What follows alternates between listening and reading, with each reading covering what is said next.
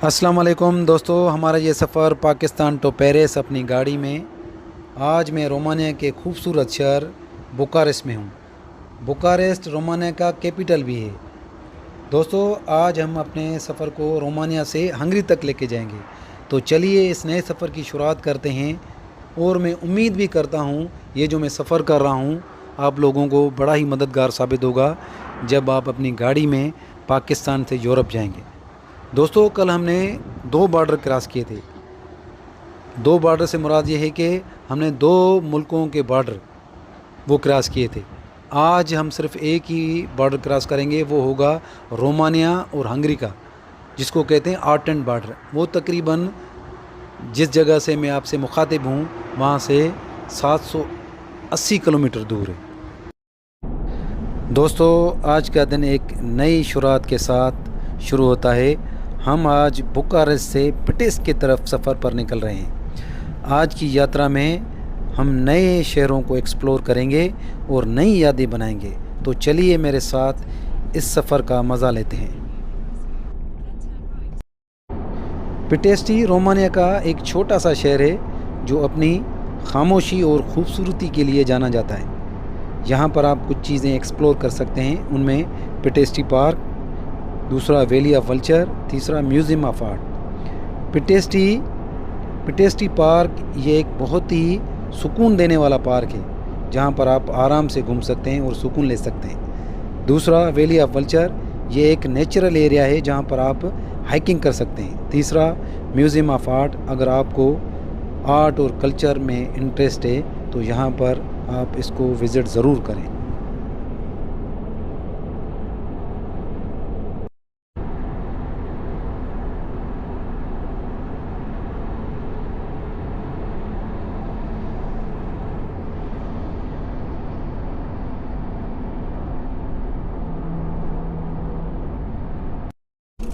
जब भी मैं यूरोप के छोटे या बड़े शहरों या गांव से गुज़रता हूं, हमेशा एक शांति और सुकून का एहसास होता है। शांति मैं इसलिए कह रहा हूं कि यहाँ पर ये लफ्ज़ ही सूट करता है। हर जगह की अपनी ही एक कहानी होती है और उन्हें एक्सप्लोर करना जैसे एक नई दुनिया में खो जाना होता है।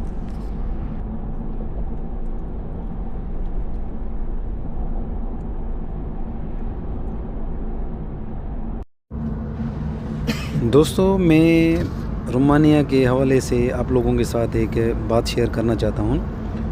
वो जब मैं बुखारेस्ट में इंटर हुआ था तो हमने एक होटल बुक किया था, पे एट होटल। ये वो तरीक़ेकार है कि आप होटल बुक करते हैं मगर जो पे करेंगे वो होटल पे जाके करेंगे। जब हम थोड़ी देर से बुखारेस्ट पहुँचे अपने होटल पे, वो एक घर था। तो पहले तो वो अपार्टमेंट था, बड़ा गेट लगा हुआ था, अंदर जाने का कोई भी रास्ता नहीं था। तो बड़ी हमने कोशिश की वहाँ पर जाने की। हमें जो अपना hotel.com या जहाँ से हमने बुक किया था वो सारे तरीके आजमाए मगर गेट नहीं खुल रहा था। तो मुझे थोड़ा महसूस हुआ कि जो मैंने सुना था कि रोमानिया के जो लोग हैं वो थोड़ा इस टाइप के हैं, मगर वहाँ पर हमें एक जो है ना 2 लड़के मिले। वो ऐसे रात में अपने पपीज़ के साथ वॉक कर रहे थे। तो मैंने उनको रोका और उनसे कहा कि हमने होटल बुक किया है और ऐसे ऐसे जब मैं जा रहा हूँ तो वो होटल जो है ना या दरवाज़ा जो है वो खुल नहीं रहा। तो वो हमारे साथ चले। बड़ा ही कोऑपरेट किया उन लोगों ने। 2 बंदे थे वो। तो वो मुझे अपने साथ लेके गए। उन्होंने अपने फ़ोन से उनको कांटेक्ट किया मगर फिर भी उन्होंने रिप्लाई नहीं दिया। तो फिर वो एक वहाँ पर एक बॉक्स लगा हुआ था, उधर चाबी होती है जैसे पिछले हमने होटल बुक किए तो ऐसे ही था। मगर उन्होंने बड़ी कोशिश की फिर भी जो है ना उनसे होटल वाले ने रब्ता नहीं किया। तो मेरा जो अंदाज़ा था रोमानियन के बारे में कि यार ये लोग ऐसे होते हैं जो मैंने सुना था, वहाँ पर आकर ये ख़त्म हो गया कि कुछ लोग बुरे भी होते हैं और कुछ अच्छे भी होते हैं। जैसे हमें ये एक्सपीरियंस हुआ कि हमने जो होटल बुक किया वो लोग बुरे थे और उन्होंने तावन नहीं किया, मगर वहीं पर ही दो हमें लड़के मिले जो हमारे साथ तकरीबन आधा पौन घंटा घूमते रहे और हमें गाइड करते रहे कि आप ऐसे करें, ऐसे करें, ऐसे करें। उसके बाद वो चले गए। तो इसका मतलब हुआ कि रोमानिया में अच्छे लोग भी हैं। ये जो है ना बड़ा अच्छा एक्सपीरियंस हुआ और जो इनके मुतालिक मेरी राय थी वो चेंज हुई।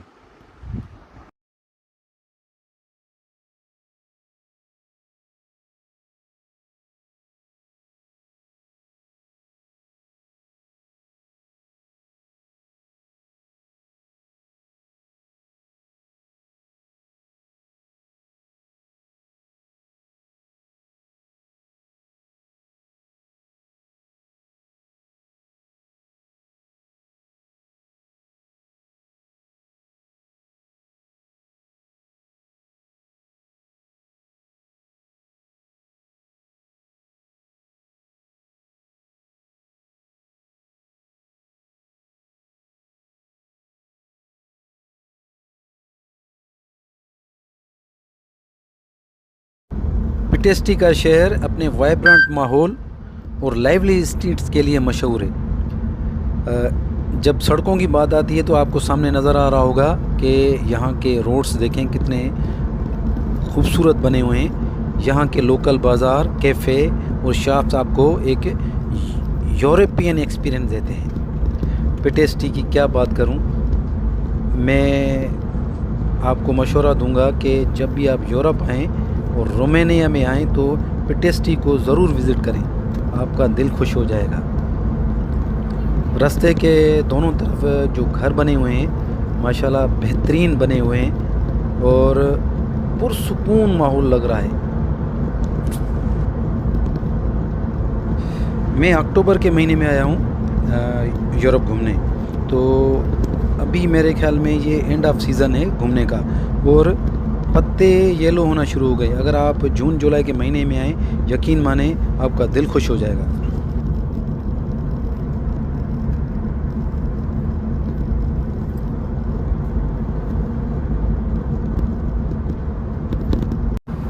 चाहता हूँ कि एक मरतबा फिर आप दोस्तों को बताऊँ कि कार्नेट बनाने का तरीक़ाकार क्या है। कार्नेट बनाने का तरीक़ाकार ये है कि आपको फ़िज़िकली उनकी ऑफ़िस जाना पड़ेगा। कार्नेट वालों का जो ऑफ़िस है वो लाहौर में है। आप अपने साथ अपनी गाड़ी के डॉक्यूमेंट्स लेके जाएंगे। डॉक्यूमेंट से मुराद आपको जो बुक मिलती है ना वो आपको लेके जानी है और 1 साल की फ़ीस वो आपसे एडवांस लेते हैं। वो तकरीबन 85,000 है, वो जो रिफ़ंडेबल नहीं है, वो आपको रिफ़ंड नहीं होगी। बाकी आपकी जो गाड़ी है तकरीबन जैसे 50 लाख की गाड़ी है, 60 लाख की गाड़ी है, तो वो उनके ऊपर डिपेंड है कि वो आपसे कितने लेते हैं। मैंने ख़ुद ये इन्फॉर्मेशन ली थी काफ़ी दोस्तों से, तो कोई कह रहा था कि 5 लाख लेते हैं, कोई कहता है कि 10 लाख लेते हैं, कोई कहता है 20 लाख लेते हैं। ये उनके ऊपर डिपेंड है कि वो कितनी डिमांड करते हैं आपसे। तो अगर आपके अच्छे ताल्लुकात हैं या कोई आप रेफरेंस निकालते हैं तो वो कमी बेशी होती है, मगर वो जो पैसे होते हैं वो रिफ़ंडेबल होते हैं, वो आपको वापस मिलेंगे। मगर आपको फ़िज़िकली जाना पड़ेगा लाहौर कार्नेट के लिए। ये फ़ोन पे वगैरह या जो ऐसे हम कहते हैं कि यार ये बनवा लो, ये ऐसे नहीं होगा। आपको अपने जो रनिंग पेज मिलता है, जो कार्ड मिलता है, वो लेके जाना पड़ता है। उसके बाद सारे डॉक्यूमेंट्स बनते हैं। इंशाल्लाह वीडियो के आखिर में मैं वो जो डॉक्यूमेंट्स हैं इसके कार्नेट के वो भी आपको दिखाऊंगा। तो वो आपको पेपर मिलते हैं, 7-8 पेपर होते हैं, तो वो कार्नेट है।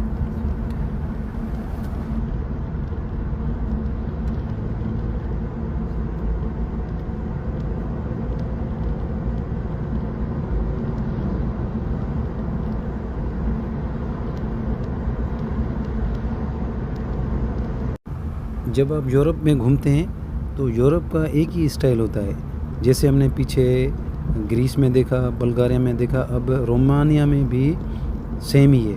आप एक शहर या छोटे गांव में आते हैं, निकलते हैं, फिर थोड़ा चलते हैं, फिर दूसरा गांव या शहर, छोटा सा टाउन शुरू हो जाता है। अभी हम जैसे ही एक छोटे से शहर से निकले हैं तो हमारे सामने कुछ बाइकर्स चल रहे हैं। मैं तकरीबन 120 स्पीड से चल रहा हूँ, मगर फिर भी उन बाइकर्स को पहुँच नहीं पा रहा।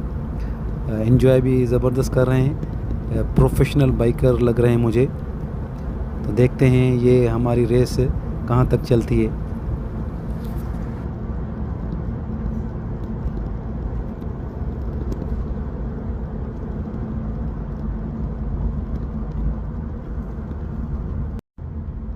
पिटेस्टी के बाद अब हम जा रहे हैं रोमानिया के एक और शहर सिबियू की तरफ। सिबियू ट्रांसल्वेनिया के इलाके में वाक़ है। यह शहर अपनी तारीखी और सकाफ़ती विरसे के लिए मशहूर है। गालबन 2007 में इसको यूरोप का कैपिटल ऑफ कल्चर भी नाम मिला था। सिबियू में आप बहुत सी इंटरेस्टिंग जगहें देख सकते हैं। यहाँ के कुछ मशहूर मकामात में ग्रांड स्क्वायर, लिटिल स्क्वायर, इसके अलावा भी बहुत सारी चीज़ें हैं जिनको आप एक्सप्लोर कर सकते हैं।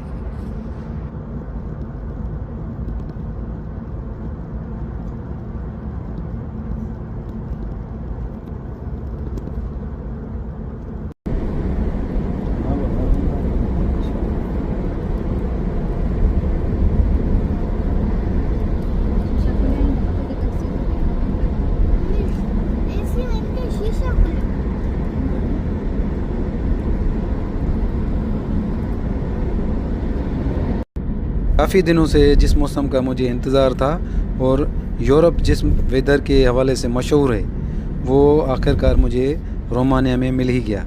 रेनी वेदर, बादल ही बादल, और थोड़ी देर के बाद धूप आ जाती है, फिर बादल स्टार्ट हो जाते हैं। अभी तक मुझे सिर्फ बारिश, जैसे मैंने इस्तांबुल को क्रॉस किया था और ग्रीस की तरफ जा रहा था तो थोड़ी बारिश मिली थी। अभी तक किसी और कंट्री में मुझे बारिश नहीं मिली।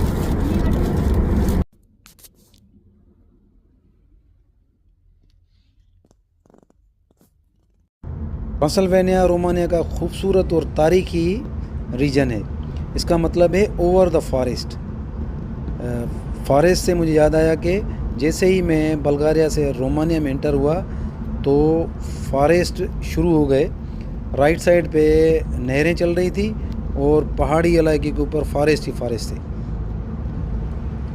ट्रांसल्वेनिया को अक्सर ड्रैकुला के किस्से और रोमानियन कल्चर से भी जोड़ा जाता है। इसकी मिसाल मैं यूं दूंगा कि जब मैं रोमानिया की इमिग्रेशन करवा रहा था तो वहाँ पर एक ऑफिसर ने मुझे कहा कि आप इस जगह को ज़रूर एक्सप्लोर करें, ये ड्रैकुला के हवाले से बड़ी मशहूर है। तो मैं कोशिश करूँगा उस जगह को विज़िट करने की।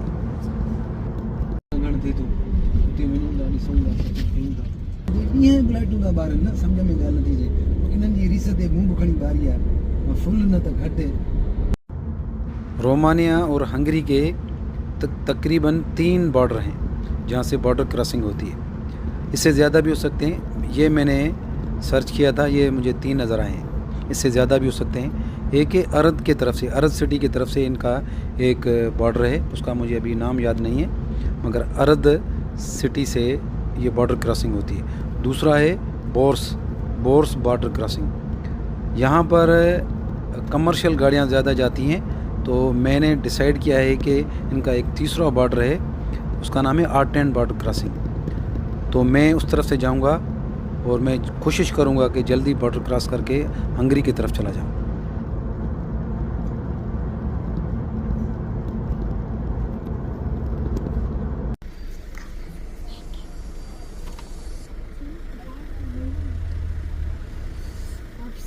बाहर बर्फ थी पे बर्फ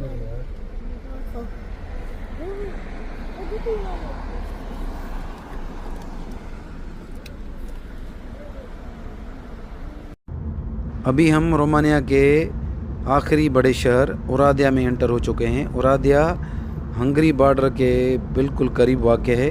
ये सबसे बड़ा शहर है बॉर्डर के करीब रोमानिया का। ओरादिया गर्म पानी की चश्मों की वजह से भी बड़ा मशहूर है। और एक चीज़ मैंने जो नोट की है वो ये है कि रोमानिया के बारे में आपको बताऊं कि यहाँ पर डबल रोड बहुत कम है। ये सिंगल रोड जो है ना चल रहे हैं, आपने देखा भी होगा वीडियोस में। दूसरी चीज़ लाइट का सिस्टम, ये जो आपको तारें नज़र आ रही हैं ये भी। और तीसरा ये कि यहाँ पर बैनर सिस्टम, जैसे हमारे मुल्क में तारों में बैनर टंगे हुए नज़र आते हैं आपको। यहाँ पर भी मैंने काफ़ी जगह पर बैनर देखे हैं। इसकी क्या वजह है, क्यों लगे हुए हैं, ये मैं कुछ नहीं कह सकता इसके बारे में। ये बिल्कुल आपको सामने नज़र आ रहा है।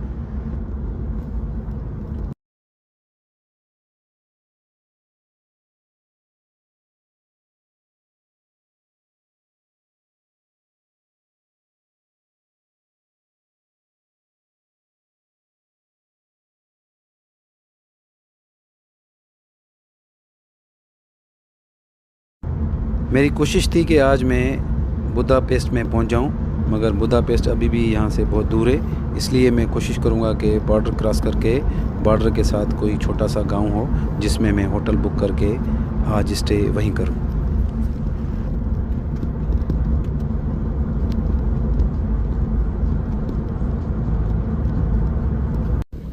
दोस्तों, रोमानिया और हंगरी के आर्टेन बॉर्डर पर हम पहुंच चुके हैं। यहाँ पर अल्हम्दुलिल्लाह रश भी कम है। अब देखना यह है कि यहाँ पर भी सेम प्रोसेस है जैसे हमने बाकी बॉर्डर्स पे हमारा प्रोसेस हुआ था। यहाँ हंगरी के बॉर्डर पर कुछ चेंज होगा।